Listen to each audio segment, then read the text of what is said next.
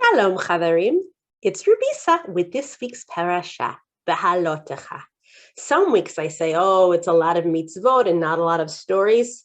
Behaalotecha has so much in it. I cannot tell you all of it, but it's not like when we learn about being slaves in Mitzrayim that you have to know what happens next and happens next. With this, there's a lot of different pieces that all come together. So I think the thing that connects all of the pieces, or most of the pieces, is about taking responsibility for your actions.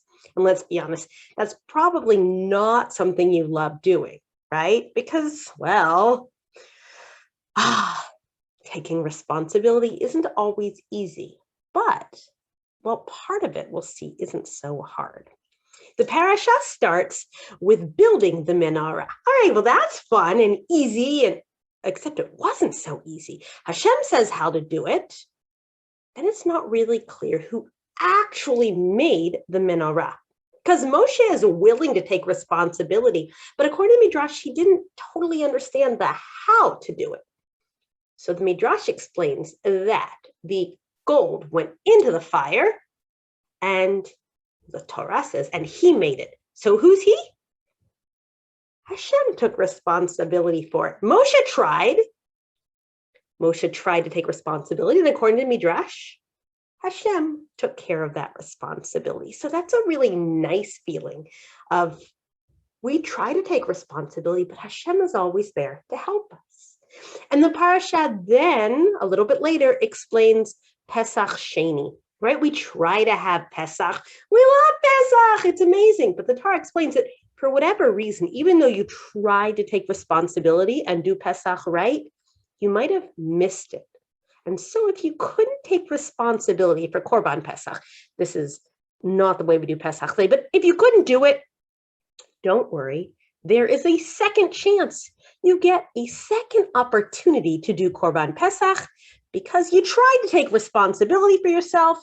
It didn't work, and Hashem knows that. So he's okay with it. It's a good way of, you try, but Hashem is always there to help you take more responsibility. Everything's going along okay. Parasha is describing a few other things. Then there's some amazing words in the middle of the parasha. And when I say in the middle, it's really in the middle. You know what parentheses are, right? So this is like inside of brackets or parentheses, but they're actually upside down nuns. The letter that's left out of Ashrei, we got these nuns, and in it are the words, Vayhi binso Aaron vayomer Moshe, and the ark came out. I should probably open the text so you can know exactly what these amazing words are. Vayhi binso Aaron vayomer Moshe, kuma Adonai vayafutzu ovecha vayanutzu mitzanecha mipanecha. Uvnucho Yomar Shuva Adonai Revot Alfei Yisrael. And the Art Scroll translates that as, arise Hashem and let your enemies be scattered. Let those who hate you flee from before you. And when it rested, he would say, reside with calmness, O Hashem, among the thousands of Israel. It's a wonderful feeling, right? Whenever the Arona moves, whenever the ark is on its journey, Hashem is taking responsibility for us and pushing away our enemies. We feel like we're the ones doing it because we put in our work, but to know that Hashem is taking responsibility for us. Now, you understand that, right? That Hashem is there to lift us and guide us? Well, hopefully you do.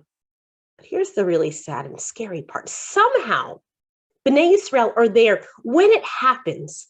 Hashem has guided them and taken responsibility for them all the way, and they start complaining. So think about this, how your parents kind of do what Hashem does in a little way for you, that, you try to take responsibility where it doesn't work out, your parents help you out. Now, hopefully you show gratitude to your parents about that and don't complain. But maybe you do complain. And Bnei Israel start complaining terribly. They complain about the food. Do you remember what the food is they have? They have man, this like magic food Hashem is putting on their doorstep, raining down on them. It's unbelievable. start complaining and saying they wish they were back in Mitzrayim and how good that Egypt food is. So they don't appreciate that Hashem is taking total responsibility for their food. They didn't take any responsibility for themselves, and they start complaining. We want this, we want that. You think Hashem is happy? No, because they have to take responsibility, and then Hashem takes responsibility for them. Hashem has none of it. And he spreads a fire through the camp, like on the outskirts, like, nope, no, this is not how it's supposed to go. You didn't take responsibility for it. No.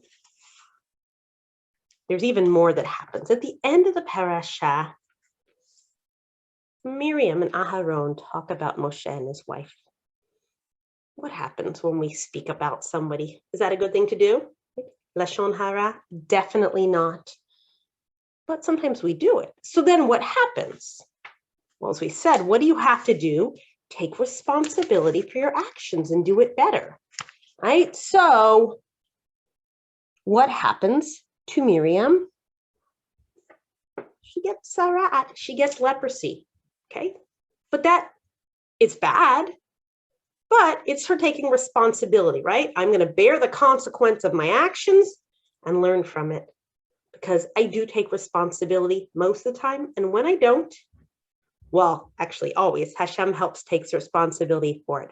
But that's what I really want you to take from Parshat Behaalotecha.